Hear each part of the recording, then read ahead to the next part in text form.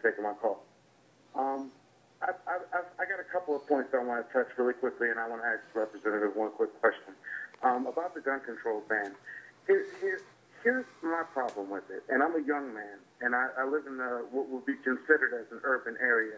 As most people in urban areas in this country know, it is not the registered weapons owners that we are to be worried about. If you put a limitation on magazine size and you do remove the more dangerous weapons from the street, in these areas that are problematic, that this young lady died in Chicago, yes, sir. In Chicago, it wasn't these weapons. I know for a fact that there are people on these streets that sell weapons that are not registered, that are not gun show owners, that are not gun shop owners, but you're trying to put a Band-Aid on a situation where you actually need stitches. And as far as the president's concerned, I kind of wonder where this legislation is actually going to solve that problem, because that problem is the biggest problem. Well, I mean, I think that the point you're making is that you can't solve the whole problem by one or two things. So the implication of your point is don't do anything. And I just cannot embrace that as the right point of view. The bottom line is that 40% of all gun sales are not through any sort of a licensed gun dealer where there's any sort of registration or background check. So, and of course, the bogus 40% stat again. Right there. And what if we close those off? As you also know, you're from an urban area. A lot of these guns are stolen. A lot of them are bought by straw purchasers, people who have. The 40% stat comes from a survey that was done of 216 people prior to the passage of the 1994 Brady Act, the assault weapon ban, requiring background checks of all FFL sales. A clean background who buy the guns and then sell them on the street, we can close that off as well. And of course, we do need more enforcement, yet we haven't had an ATF leader for 6 years who has been the permanent person. It's always been acting. So there are a number of things we can do, but I will agree with one of your points. None of these small little pieces are going to solve the problem. That's why we need comprehensive gun safety. And I will tell you this, and I want to assure you of this, sir. I remain committed to the right to own a gun. I'm not against the right to own a gun. I own a gun myself. So I'm not going to be the one to advocate for confiscation. When the NRA says they're going to take your guns, they're lying. The fact is we need basic safety measures around these things so we can avoid another Sandy Hook where, sir, 20 first graders were shot down and killed. Howard, Princeton, New Jersey, Democratic caller. You're next for the congressman. Hi, Howard. Good morning.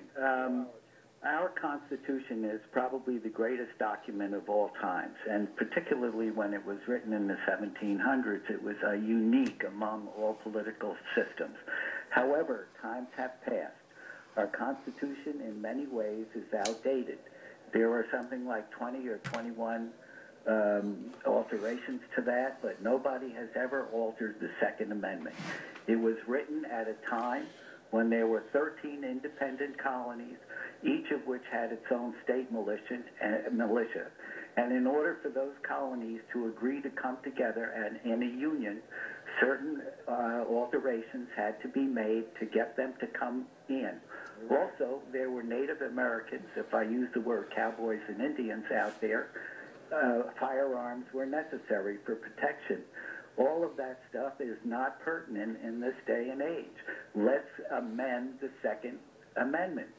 Now, for one thing, that amendment was addressing a one-shot, front-loaded musket. It was not defending multiple-shot, assault weapons. Right, so let's get real on this and get some real legislation that takes, makes sense. Howard, we have the highest rate. One more thing. I'm a doctor.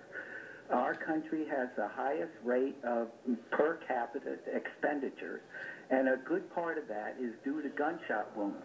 You get a bullet through somebody's back that makes him a quadriplegic, and that raises our total cost of medicine beyond the stratosphere. Okay, so we've got to get rid of guns. Howard, what's a reasonable legislation in your view? Well, assault weapons and multiple shot magazines, etc., ought to be condemned, not available to the public. And every gun that's on the street should be registered. And you have to pass legislation that allows policemen or some authority to do a search down if there's good thought that they're carrying an illegal gun. All right, Congressman Ellison. I think Howard's done a fine job. I don't know if we need to actually amend the Constitution. I think the way the Second Amendment has been construed allows for the government, the federal government and states to introduce common sense safety measures similar to the ones Howard identified. So, I mean, the fact is Howard has got an accurate analysis as to the history, and I think, and I'm glad he introduced this element that we don't always talk about, which is how expensive gunshot wounds are to our healthcare system. Howard, being a doctor, I think is well informed and very credible on this point.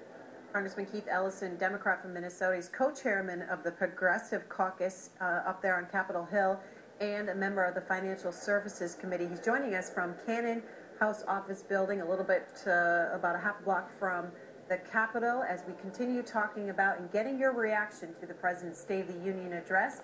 Susanna in Kingston, Illinois, Republican.